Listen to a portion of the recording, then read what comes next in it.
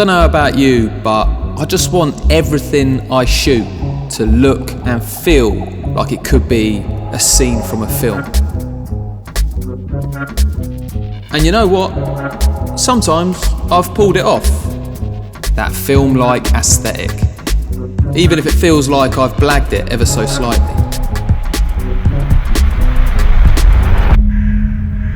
But, you know, it doesn't happen every time. But I want it to happen every time. I suppose what I'm trying to say is I'm looking for some sort of guarantee. And I think I may just have found it. In fact, you're looking at it right now. A set of Cine Prime lenses that made me think, yeah, that looks like it could be a scene from a film. Are you fucking mental?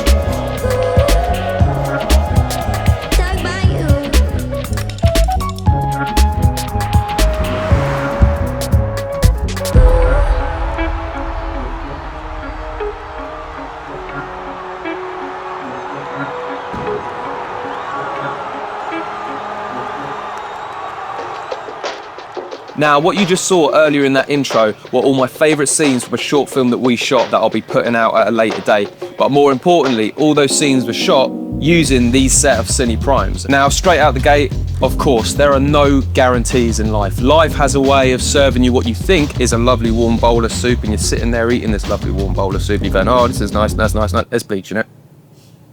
Yeah. Life did that, so you've got to stay on your toes while you're out there. But these set of Cine Primes came close to some sort of guarantee, in my opinion. And of course, it is all just my opinion. Everyone has a different idea of what makes something look like it's cinema worthy or could be a scene from a film. And there's definitely a selection of films I look up to for this type of inspiration. And of course, you don't need fancy lenses to make a film. You know, the story should always be at the heart of everything. But I think we'd all be lying to ourselves if we said the visual aesthetics weren't also very important to us. Now, the lenses we used to shoot this short film were the DZO Arles Cine Primes. Ooh, they're gorgeous, mate. Now, when DZO Film got in contact with us and said they wanted to sponsor a video and send us these lenses, I'm not gonna lie to you, I was very, very excited. Put it this way, I hadn't been that excited since I'd won the coveted Manager's Player Award with my local football team back in the mid-90s. And if you know anything about football, you know how serious, this award is, okay? So you can appreciate the levels of excitement I was feeling. Do you know what I mean? The levels, they were right here, mate. Maybe even up here. I don't know, can't remember. I was just too excited. Look, what got me really jazzed about these Arles Primes was how clean the image was and the natural colour rendering, especially when it came to the skin tones. Overall, all the lenses had a nice natural look and feel to them, sort of akin to what our eyes would see. Sort of like if we glued our eyeballs onto the front of our cameras, you know, absolutely fucking horrific in practice, but you'd get really, you know, cinematic footage. So, you know, swings and roundabouts and all that. So yeah, they have a natural, clean image without being too, you know, clinical, I'd say. So at first glance, these lenses would seem, you know, a bit expensive, but when you compare them to most cine lenses, they are definitely at the shallow end of the money pool. Now, DZO Film kindly sent us the 14mm, 21, 35, 50, and last but not least the 75mm. But I've got to say, without a shadow of a doubt, my favourite lens to use was the 14mm, because nothing gets you going, this looks like a scene from a film, than a massive hench wide opening shot. You know, and it really helps to give a sense of grandeur to the proceedings of it all and makes your production feel, you know, a lot bigger than it actually is, if that makes sense. The 14mm also has a lot of character as well. It produces a sort of radial focus blur depending on where you're focusing, creating some desirable depth of field, which makes for a more interesting shot, in my opinion. A close second was definitely the 35mm, which I've actually got in front of the camera right now. And I would go as far as saying, I think 90% of films could be made just using a 35mm or a 14mm or 16mm wide. You know, and it probably explains why I kept using my old Canon 16-35 for so long. It's just such a versatile set of focal lengths, and it pretty much has you covered for most situations.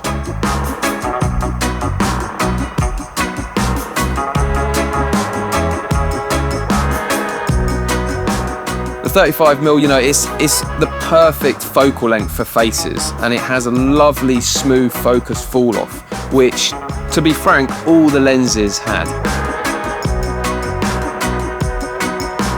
And these lenses are fast as well, with the 21mm, 35mm, 50mm and 75mm all coming in at 1.4 on the old f-stops, with the 14mm coming in at 1.9, so still obviously really fast.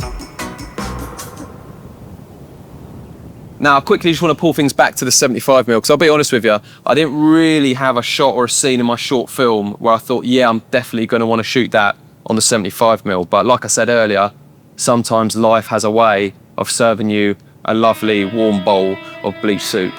So yeah, the opportunity came about with the phone box scene, which if you're under the age of 25, it was basically a phone you put actual real coins in to place a call. I know, it was fucking mental. Originally for this wide shot, I was planning on using the 21mm, but when we got there, trying to find an uncluttered composition proved really tricky. Due to this horrible green notice board on the left and this massive white van to the right. But when I chucked on the 75mm, it cut out all that horrible rubbish and made for a more aesthetically pleasing wide shot. You know, it was a bit more visually compressed with the phone booth and the background, but to be honest, I think it worked really well at this focal length. And I actually think in the future I'm going to try and use the 75mm a bit more for my wide shots.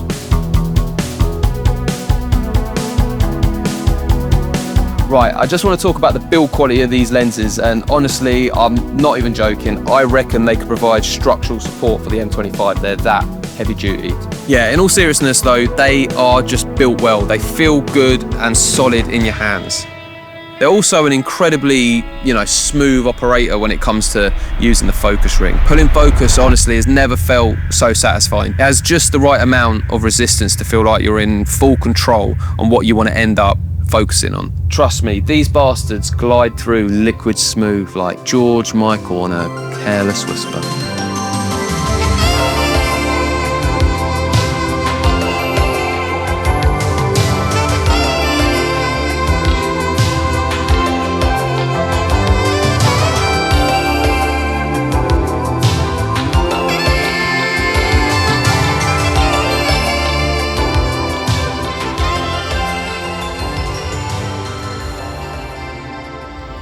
I suppose I could rattle off all the mechanics and technical aspects of these lenses, but if I'm being really brutally honest, I don't really care about any of that. Doesn't help me to understand how the lenses are going to look and feel hearing tech specs. You know, I either need to get my hands on the lenses myself and use them in practice, or watch someone else's footage and the results they get with these lenses. That's way more useful to me than listening to someone read out, you know, the tech specs of a lens. Maybe you're the same, maybe you're not. We're all different. Basically, I just want to see the lenses in action being used on real projects, whether that's a short film, music video, documentary, spec ad, whatever. That's what I want to see. So hopefully this video has been somewhat useful to you. Unless you don't rate any of the footage that I've shot or shown you in this video, then, you know, fair enough. Maybe I'll write you an apology letter for wasting your time. I won't, but it's the thought that counts, right?